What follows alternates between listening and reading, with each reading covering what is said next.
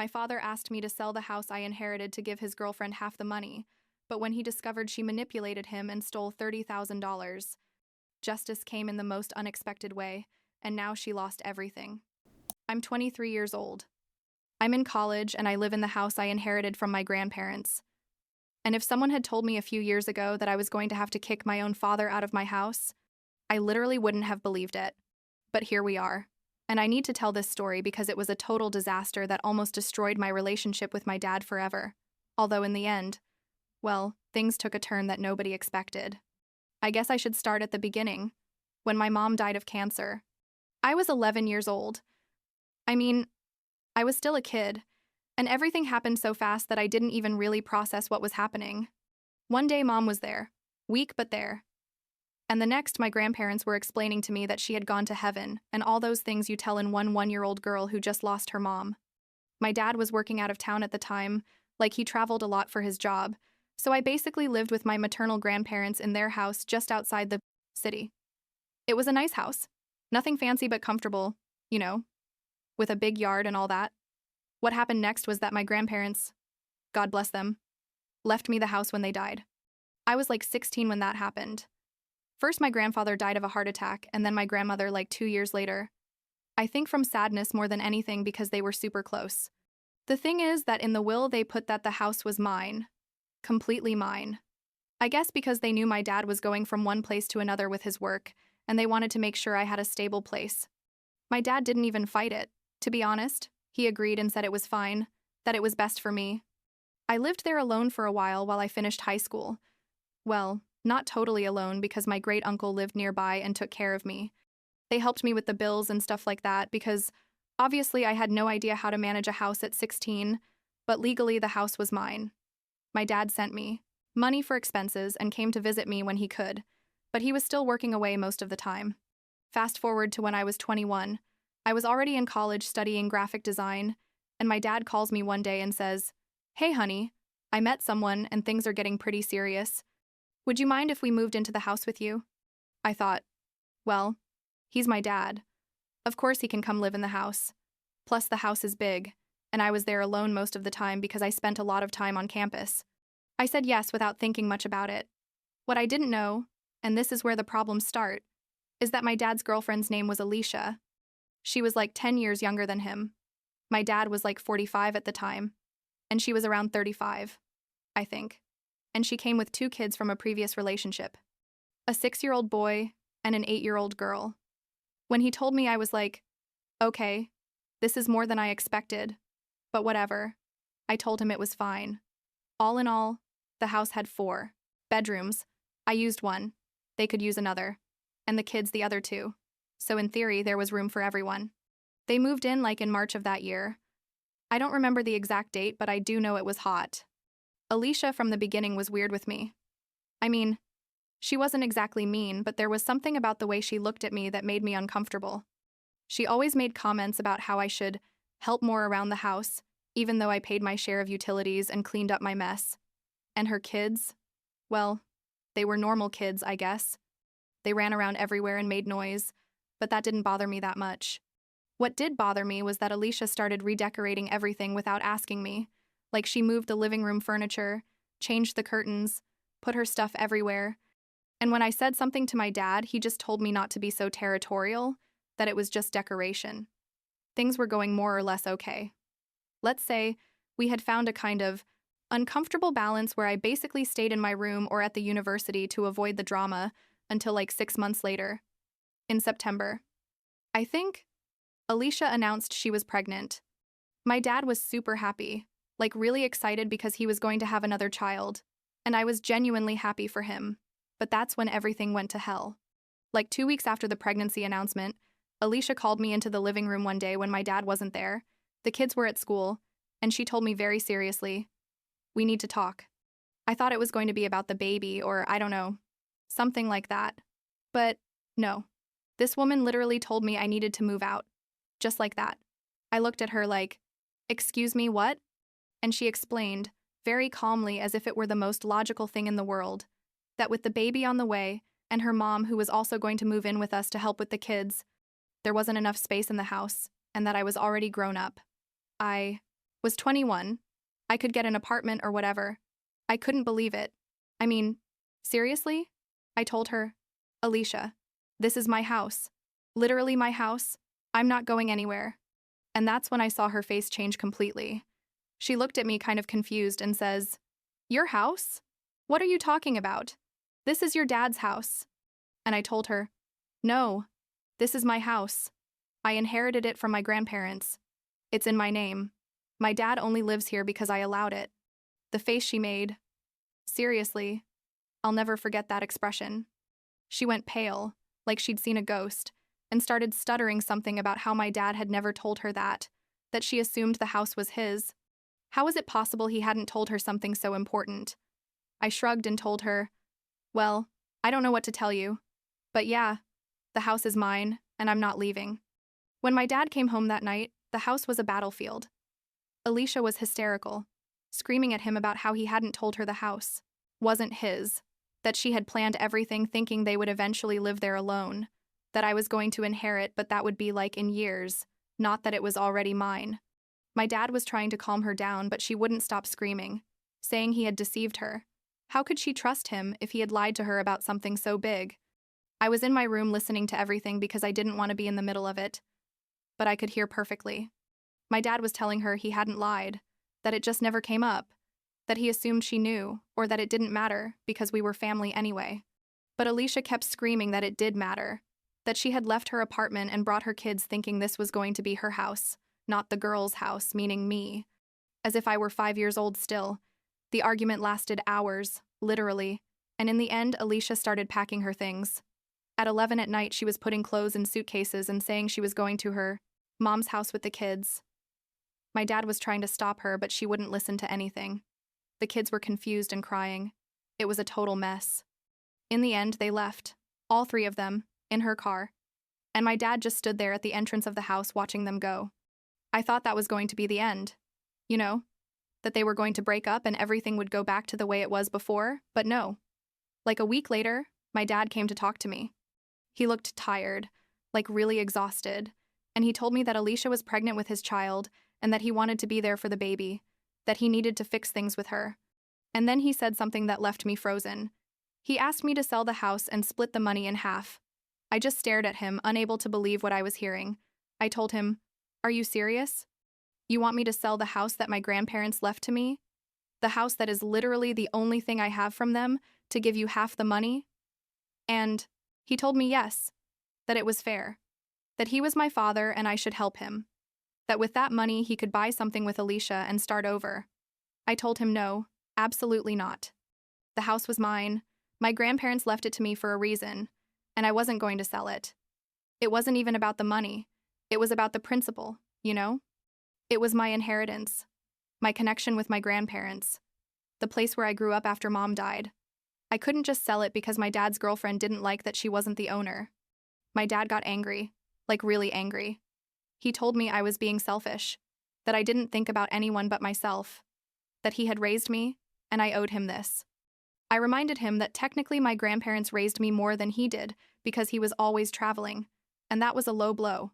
I admit it, but I was furious. The argument escalated horribly, and in the end, he told me that if I didn't sell the house, he was going to go live with Alicia, and not to count on him as a father anymore. And that's what he did. He left. He packed his things and moved in with Alicia at her mom's house, which apparently was a 2-bedroom apartment where now Alicia, her 2 kids, Alicia's mom, and my dad lived.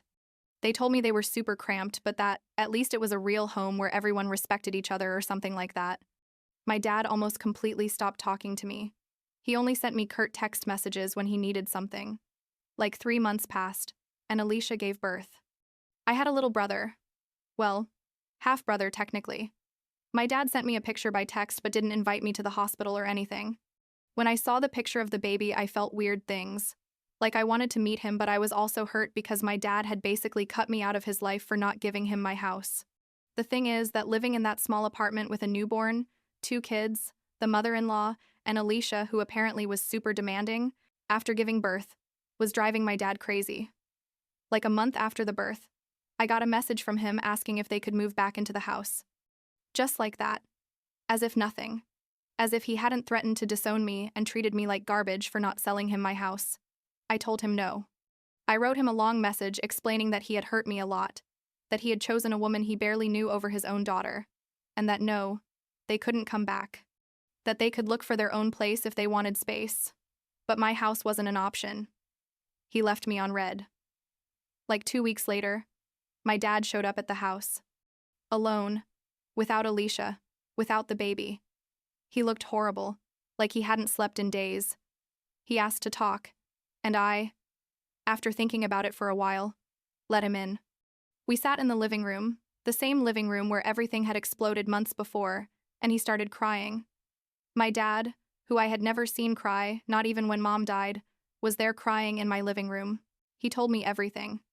Turns out Alicia had been lying about a lot of things. Apparently, she thought my dad owned the house and had a lot more money than he actually did. She had been taking money from his accounts without him realizing, like small amounts that added up to thousands of dollars.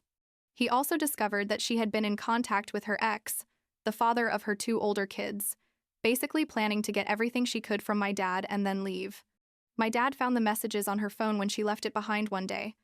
There were conversations where Alicia told her ex that she just had to hold on a little longer, that once she secured the house, meaning my house, which she still thought she could get somehow, she would leave with the money. The baby was like her ace in the hole. She thought my dad would never leave her if they had a child together. I sat there listening to all this and didn't know what to feel. Part of me felt sorry for my dad, but another part was, like, I told you. I warned you something was wrong with her, but you didn't listen to me. He kept telling me that he had confronted Alicia, that there was a horrible fight, and that he had gone to a lawyer to start the divorce process. The lawyer told him he had a solid case for financial abuse, and that he would probably get custody of the baby, or at least shared custody. I asked him why he was telling me all this, and he just said, "Because I owe you a huge apology."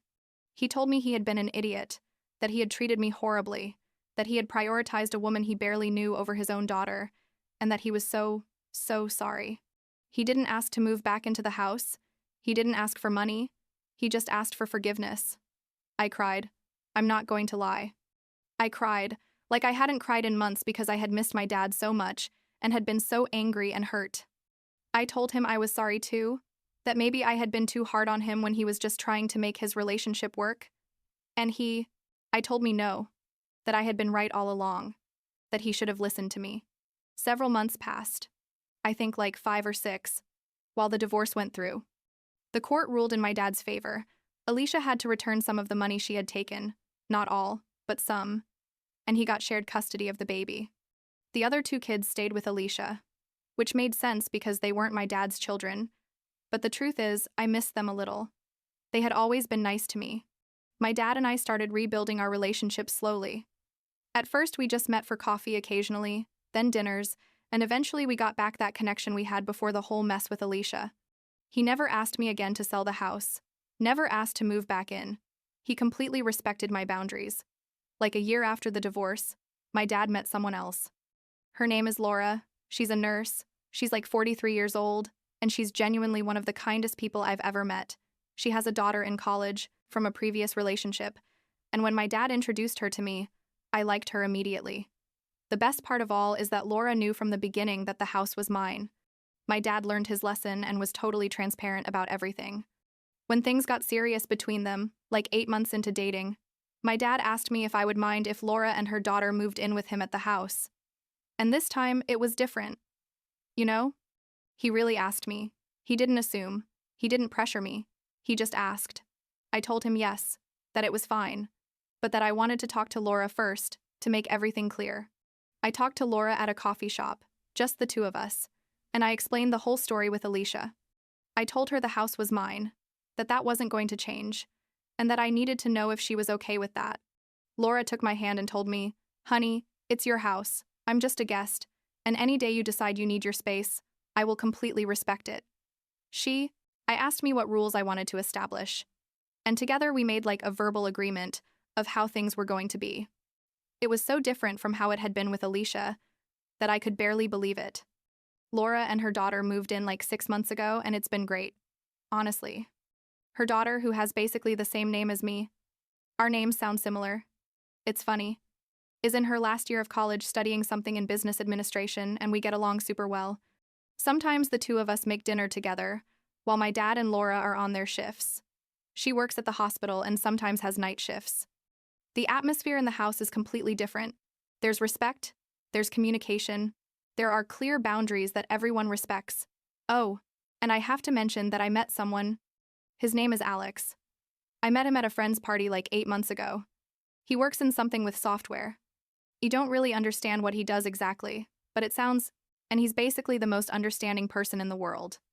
I told him this whole story when we started dating because, well, it's relevant when your boyfriend meets your dad and his family who live with you. Alex told me he admired that I had stood firm in my boundaries and hadn't let anyone manipulate me into giving them my house. We got engaged 2 months ago and we're planning the wedding for next year. We'll probably live in the house for a while and then see if we want to buy something smaller together, but we haven't decided yet. The last I heard about Alicia was like 3 weeks ago. My dad told me, because now we tell each other everything. We learned from the mistakes of the past that apparently Alicia is with a new guy. Someone she met online, I think, and things aren't going well. The guy is super controlling, according to what my dad heard from mutual acquaintances. He doesn't let her see her friends, controls her money. That kind of thing. My dad was worried about my little brother because he sees him every other weekend and says the baby sometimes looks kind of neglected, like with dirty clothes or hungry. I'm not going to lie. When I found out, I felt a little sorry for Alicia. Yes, she did horrible things to me. Tried to manipulate my dad to take my house away from me. Treated me like I was a nuisance in my own property. But hearing that she's now in an abusive relationship is heavy. My dad is considering fighting for more custody of the baby if things don't improve, and I completely support him on that. My little brother deserves to be in a safe environment. The other night, we were all in the living room. My dad, Laura, her daughter, Alex, and me. Watching a movie. You think it was something Marvel. I don't remember which one. And at one point, I realized how good everything felt. It was like having a real family again, but this time with healthy boundaries and mutual respect. My dad looked at me at one point and smiled at me, and I knew he was thinking the same thing, like how we had gone from that mess with Alicia to this. I don't know if I'll ever have a relationship with Alicia. Probably not, and that's okay. Sometimes people come into your life and teach you lessons, even if it's in a horrible way. The lesson I learned was that it's okay to set boundaries, even with family, and that you don't have to give explanations or justifications for protecting what's yours. My grandparents left me that house for a reason, so I would have a safe place, and I'm not going to let anyone make me feel guilty about that. My dad learned his own lessons too. He learned that he has to be transparent in his relationships, that he can't assume things will be okay if there's no clear communication, and that sometimes red flags are red for a reason and you shouldn't ignore them just because you're in love. He says Laura is everything Alicia pretended to be but never was. And I agree. As for Alicia, I guess she'll eventually find her way or not. It's not really my problem anymore. My dad asked me recently if I would ever forgive her. And the truth is, I don't know. Forgiving doesn't mean forgetting or letting someone back into your life. It means letting go of resentment so you can move forward. And in that sense, I think I already forgave her. I don't think about her every day. I don't feel that burning rage I felt before. It's just like, she existed in my life for a while, made a mess, and now she's gone. Next chapter. Alex asked me the other day if I regretted allowing my dad to move in with Alicia in the first place, and the honest answer is no. If all that hadn't happened, my dad would probably still be with her, would probably have lost a lot more money, and our relationship wouldn't be as strong as it is now. Sometimes you have to go through chaos to get to calm, I guess. The house is still mine. It's still my sanctuary. But now it's also a home for the people I love and who respect me. That's all I ever really wanted. Not control for control's sake, but respect. And I finally have it.